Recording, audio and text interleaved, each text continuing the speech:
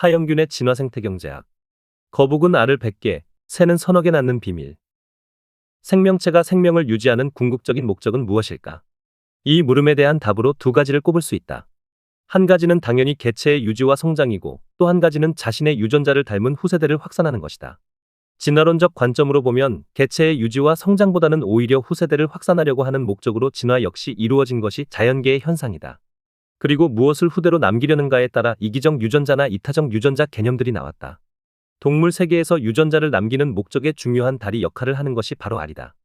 알은 동물이 자신의 개체에서 떨어져 나온 온전한 생명체다. 동물은 알을 통해 다음 세대를 이어간다. 하지만 알의 모양은 하나의 형태로 못 박혀 있는 것은 아니다. 그래서 알의 진화 과정을 들여다보면 동물이 어떤 방식으로 진화 환경을 극복해 왔는지 알 수 있다. 생존 환경이 아닌 진화 환경 말이다. 알의 비밀은 우리가 매일 먹는 달걀 속에도 숨어 있다. 매일 알을 낳는 닭의 생리는 조류의 세계에서는 있을 수 없는 생이다. 어쩌면 인간이 닭을 가축화하면서 생겨난 생리일지 모른다. 닭이 달걀을 매일 낳게 된 것은 그렇게 오래된 역사가 아닌 셈이다. 알의 진화를 연구할 때 눈길을 끄는 점은 어떤 방식으로 수정이 이루어지는가 하는 수정 방식에 관한 것이다. 동물의 수정 과정은 세 가지 조건에 따라 달라진다. 첫째는 수중 수정, 둘째는 공기 중에 오픈된 수정, 셋째는 체내 수정이다. 이 세 가지에 따라서 알의 형태도 달라진다. 환경 조건에 따라 알의 형태가 결정되고, 결정된 형태에 따라 알의 부화, 양육 과정도 결정된다. 즉 알의 생성과 수정 그리고 부화 과정을 통해서 동물이 어떻게 후대 종을 이어가는지가 결정되는 것이다.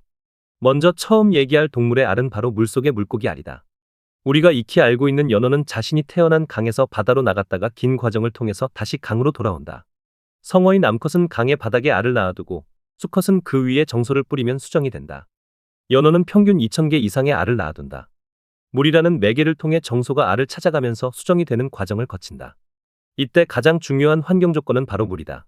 물이 없으면 물고기들은 수정할 수도 없고 부화를 할 수도 없다. 그리고 그 물도 부화가 가능한 온도여야 한다. 만일 얼어있는 물속이라면 부화를 할 수 없다. 그래서 충분히 영양분을 축적하고 알에 영양분을 제공할 수 있는 가을철에 연어는 고향을 찾아온다. 그리고 영양분이 충분한 알을 자갈 틈 속에 낳는다. 알은 수정한 후 배아 상태로 겨울을 보내다가 따뜻한 봄에 부화한다. 이때 새끼 연어 치어들은 배에 붙어있는 난황란을 통해 영양분을 소비하며 성장한다. 난황란 속 영양분을 다 소비하고 나면 새끼 치어들은 바다로 헤엄쳐 간다. 치어들이 민물에서 지내는 기간은 종에 따라 다르지만 수개월에서 1년 이상 머무는 종도 있다. 연어가 이렇게 고향으로 돌아오는 이유는 새끼 연어에게 가장 안전한 수정과 부화 장소가 되기 때문일 것이다. 적어도 민물인 강에는 그렇게 많은 치어를 잡아먹을 만한 천적인 동물이 없을 것이기 때문이다. 둘째는 파충류가 알을 낳고 수정하고 부화하는 과정이다. 대표적인 파충류인 거북이 알을 수정하고 알을 낳는 과정도 진화의 결과다. 먼저 거북이는 한 번의 짝짓기를 통해서 몇 년을 수정할 수 있는 정자를 자신의 몸속에 보존한다. 그리고 수정된 상태의 알을 낳아 모래에 파묻는다. 거북은 개체당 평균 100개 정도의 알을 낳는다. 알을 낳아 보존하는 모래라는 조건은 수분을 머금고 있기 때문에 거북의 껍질이 단단해지는 것을 막아준다. 알은 건조한 땅에서는 껍질이 딱딱하고 수분이 많은 땅에서는 껍질이 부드러워진다. 바닷속에서 알을 낳지 않는 것은 거북알이 천적들의 먹이감이 되지 않기 위해서 이루어진 진화이다. 적어도 거북이 육지에 알을 낳기 시작하는 때는 분명히 육지에는 거북알을 먹는 천적이 없었을 것이기에 땅에 올라와서 알을 낳고 다시 바다로 간 것이다. 그리고 그 바다로 새끼 거북이 돌아가는 과정은 오랜 진화의 한 과정인 셈이다. 셋째로는 새들이 알을 낳는 방식이다. 새들은 안전한 곳에 알을 낳는다.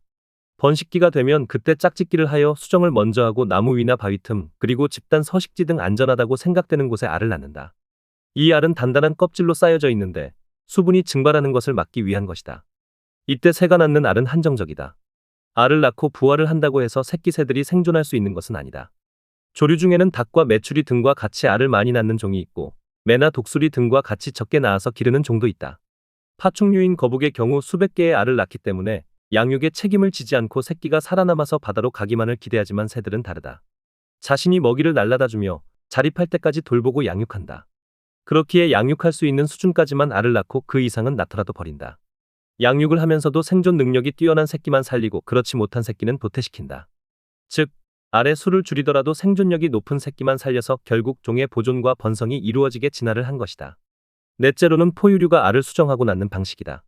포유류는 짝짓기를 하고 나면 수정된 난자는 암컷의 자궁에서 일정 기간 생육을 한다. 그리고 생육하는 수도 제한적이다. 수정란을 양육하기 위해 태반을 통해서 어미의 몸에서 영양분을 공급받는데 포유류 종에 따라 다른 기간으로 자궁에서 양육된다. 이 태반의 조건은 마치 물속의 조건과 같다. 모든 동물이 물에서 출발했기 때문에 수정된 알이 물의 환경을 누릴 수 있도록 진화했고, 포유류도 그런 조건을 유지하면서 양육하는 것이다. 충분히 양육된 수정란을 새끼로 출산한다. 일정 정도 신체적 골격을 갖고 태어나지만 그래도 양육이 필요한 수준까지 몸 밖에서 어미가 새끼를 양육한다. 태어나자마자 스스로 먹이를 찾고 독립생활을 할 수 있는 포유류 종은 그다지 많지 않다. 고등동물일수록 양육되는 새끼의 숫자는 적다. 반대로 양육 기간도 길다. 알의 진화를 보면 분명한 특징이 보인다.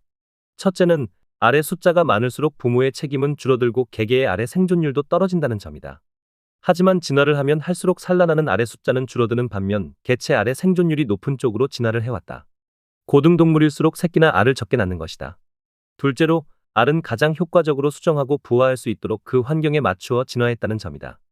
부화율과 생존율이 환경에 따라 달라지기에 이를 최대한 높일 수 있는 조건에 맞추어서 알의 진화가 이루어진 셈이다. 셋째는 진화를 하면 할수록 부모의 책임이 커지도록 진화했다. 그만큼 부모는 새끼의 생존을 위해서 노력해왔는데 이들이 결국 종을 이어가기 때문이다. 보호하고 육성할수록 그만큼 생존율이 높아진다는 의미다. 알의 진화를 산업 생태계에 대비시켜보자. 창업 아이디어가 만들어지고 창업한 스타트업 기업이 바로 산업의 알이라 할 수 있다. 이 스타트업 기업이 보다 효과적으로 살아남고 성장할 수 있도록 어떻게 해야 하는가는 알의 진화 과정을 유추해보면 알 수 있다. 창업에 대해 수없이 많은 지원책이 나오기는 하지만 정말 스타트업 기업들의 생존율을 높이는 정책인지 의문이 들 때가 많다. 스타트업 기업의 생존율을 높이는 방안은 무엇일까? 먼저 알이 조성되는 환경의 출발점이 물이듯 산업의 물은 자유로운 아이디어가 흘러다닐 수 있는 환경을 의미한다. 다양한 아이디어들이 만나서 하나의 사업 아이디어로 수정이 되면 그 아이디어는 창업을 할 수 있는 출발점이 된다. 이때 중요한 것은 사업 아이디어를 어떻게 지킬 수 있는가 하는 점이다.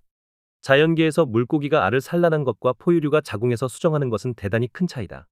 아이디어도 단순히 물건을 파는 아이디어와 생산하는 것을 비롯 연구개발이 필요한 아이디어, 해외 무역을 해야 하거나 대규모 투자를 해야 하는 아이디어 등 다양한 사업 아이디어가 있을 수 있지만 이들이 처한 환경이나 조건에 따라서 다르게 접근해야 한다. 즉 사업 아이디어마다 환경과 조건을 고려하여 그 필요한 기술이나 자금, 인력을 구성해야 한다는 것이다. 그리고 이를 판단하는 것은 바로 창업자의 몫이다. 창업자는 자연계의 부모 역할을 해야 한다. 알의 진화에서 보듯이 산란으로 방치한 알은 생존율이 낮다. 창업만 하고 방치한 스타트업 기업은 생존율이 낮을 수밖에 없다. 둘째, 이미 사업 아이디어로 창업된 상태라면 그 스타트업 기업이 생존할 수 있는 기반을 만들어 주어야 한다. 이런 환경은 정책적 배려로 준비해야 한다. 그것이 없다면 사업 아이디어라는 수정란은 부화하지 못한 채 죽을 수 있다. 이런 역할은 지방자치단체들이 해야 한다. 창업이 활발한 지역은 그런 분위기를 조성하는 정책이 있기 마련이다. 창업이 활발한 도시를 보면 확실히 경제적 자유도가 높다. 경제적 자유도가 높을수록 세제 혜택이 많고 지역의 R&D 과제가 많다. 사업하기 좋은 곳을 만드는 작업이 필요하다는 얘기다. 셋째, 스타트업 기업들이 성장할 수 있는 양육의 기회가 많아야 한다. 한국의 스타트업 기업들은 만들어지고 나면 초기 지원만 어느 정도 받을 수 있고 그 후로는 실적을 보여주어야 하는 압박에 시달린다. 이를 보여주지 않으면 후속적인 지원을 기대할 수 없다. 창업 후 3년을 버티고 성장하는 기업이 다른 국가들에 비해 낮은 이유이다. 양육 기회는 세 가지 모습으로 제공되어야 한다. 첫째, 벤처 투자 자금이 풍부해 좋은 사업 아이디어에 투자할 수 있는 환경이 조성되어야 한다. 둘째, 초기 시장을 열어갈 수 있는 지역 정책적 지원이 이루어져야 한다. 셋째, 자본시장으로 자유롭게 넘어갈 수 있도록 금융사다리 구조를 만들어 주어야 한다. 사다리를 타고 올라가서 국내에서 성공하고 세계적인 기업으로 뻗어나가도록 해야 한다. 창업한 스타트업 기업들의 생존율은 5년 평균 30% 이내, 이 중에서 크게 성공하는 기업들은 1% 내라고 한다. 10년을 넘어가며 크게 성공하는 기업들이 그만큼 적다는 것이다. 이런 수치는 OECD 평균에 훨씬 못 미친다. 많은 창업 기업들이 창업 상태에서 사라지는 것을 그대로 두면 안 된다. 산업 생태계가 진화할수록 창업 기업들의 생존율이 높아지는 것이 일반적인 경향이다. 한국의 산업 생태계도 창업 기업들의 생존율이 극대화될 수 있도록 진화되어야 한다. 특히 기술 기업들은 시간도 오래 걸리고 창업의 비용과 준비도 많이 해야 하기 때문에 마치 포유류나 조류의 양육처럼 정부와 지자체가 집중적으로 육성해야 한다.